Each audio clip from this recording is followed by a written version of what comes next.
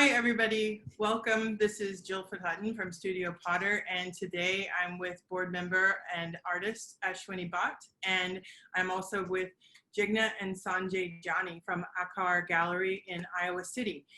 AKAR has had the You Know Me sale for 14 years, and 12 of those years, proceeds from the sale have gone to support Studio Potter, and we're so grateful for this relationship. It was started with Mary Berenger and Bob Briscoe, started a conversation with Sanjay and Jigna. And so we thought we'd talk to them a little bit and find out some more about the amazing people that are making this happen. So Ash, take it away.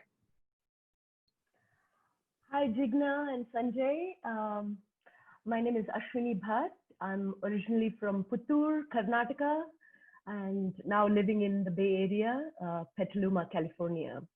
Thank you so much for making the time to talk to Studio Potter today.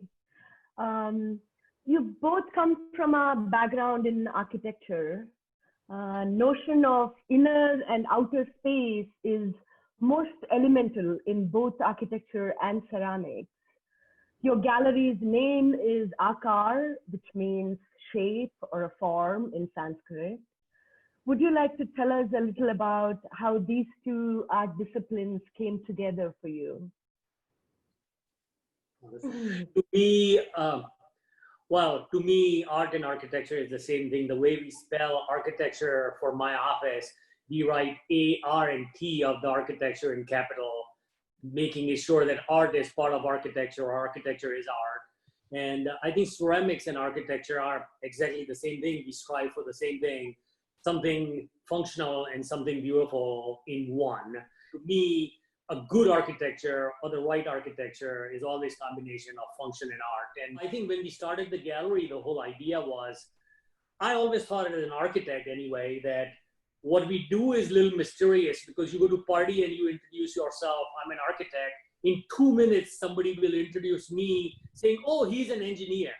And we thought having an art gallery as a storefront for an architectural office will be a good bridge to get people in and sort of suck them into the process of the architecture and make it sort of a user-friendly door to an architecture firm. I mean, that was the concept to get, and I think all my clients, I would like to think, are art lovers, or else they're not gonna knock my door anyway, because or else architects are useless. The only reason we get hired is if people see any value in what we provide, apart from making a functional or an efficient space. So we thought, oh, it's a good way to get clients in. I think that's how we opened the door. And at that point, we both were young, and I was young enough firm that I didn't have enough architecture work either. So 90% of the gallery was filled with my ceramics at that point. And which has changed, which I haven't made ceramics for probably 10 years or 12 years now, but I made 2 kids instead of that meanwhile. So, but the fact is, I still dream about making pots, and someday I'll go back to it. But the door to an art gallery started as a friendly sort of a system by getting people in and opening them up to architecture. And I think the first thing Jigna and I, we definitely thought, what could it be? And we said, oh, ceramics, of course. Yeah, I mean, pottery. So, and I think we made friends here too. As soon as I came to Iowa City, I joined Rec Center. And all my friends, even after 30 years over here, they're the same, they all are potters. So all my friends, we kind of met in pottery group, and we kind of grew from there. And most of us don't do pottery anymore, but we love, I mean, we are surrounded with pottery, whether we do it every single day.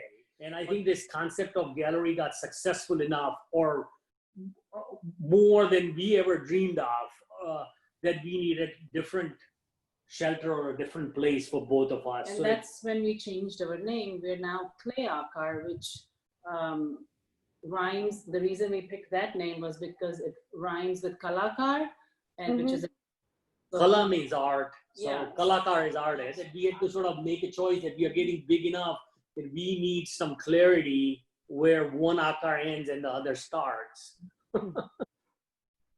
But I think that's how this journey started.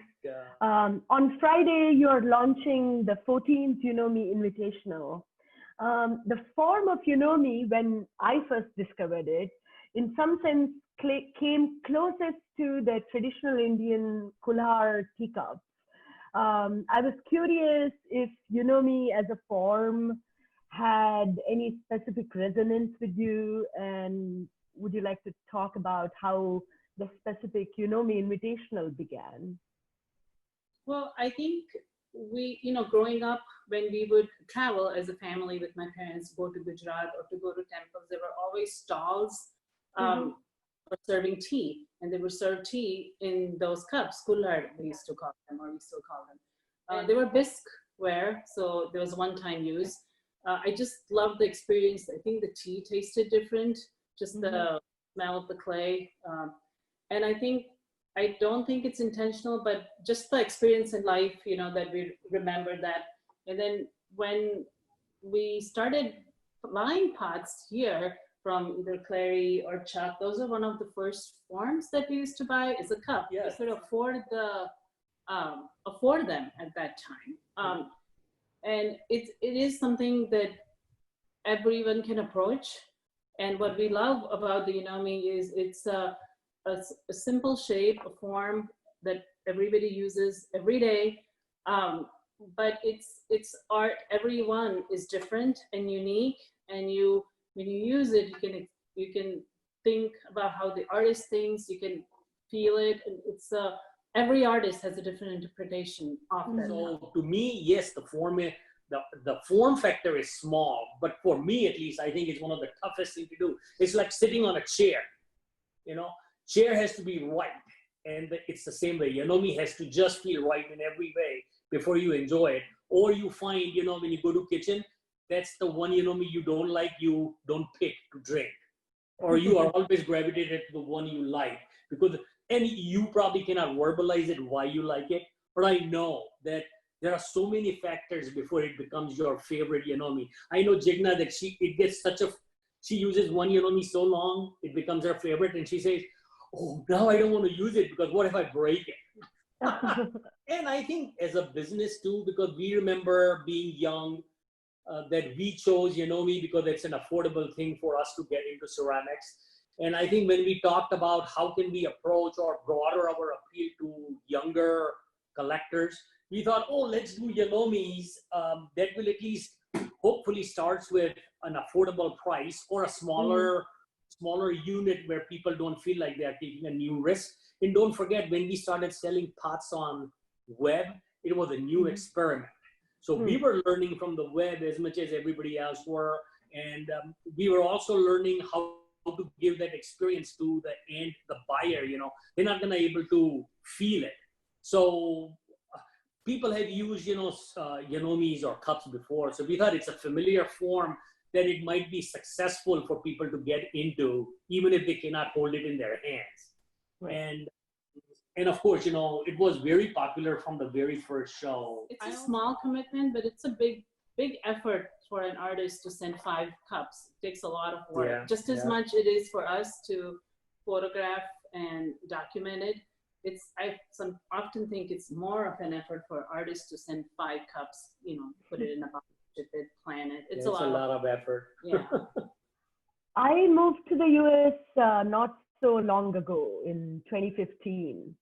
But as I did not have any family or institutional support here, in some ways I had to make my own way and establish work relationships.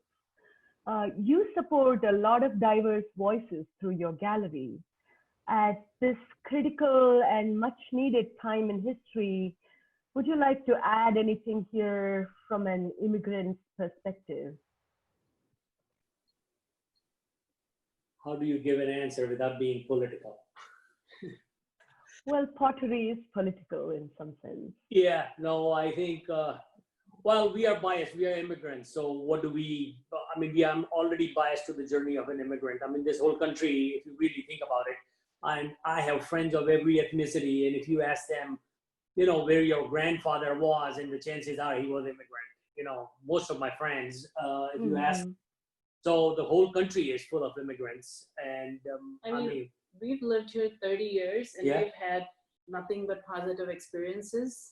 As immigrants, of course, the journey was different, like you are experiencing, Things were probably a little harder than it should be. Most of the things, making friends.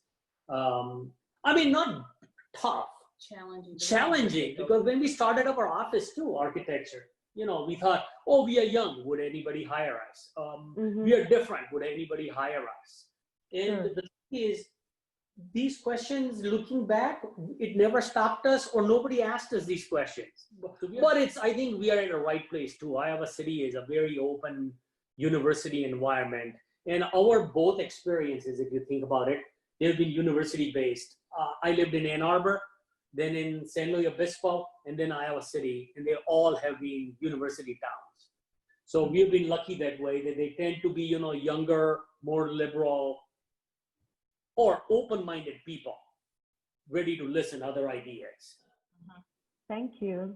You're welcome. Thank you. Thank you so much for talking to us tonight, and thank you so much for supporting Studio Potter with the Me Invitational. It's incredible that you do that.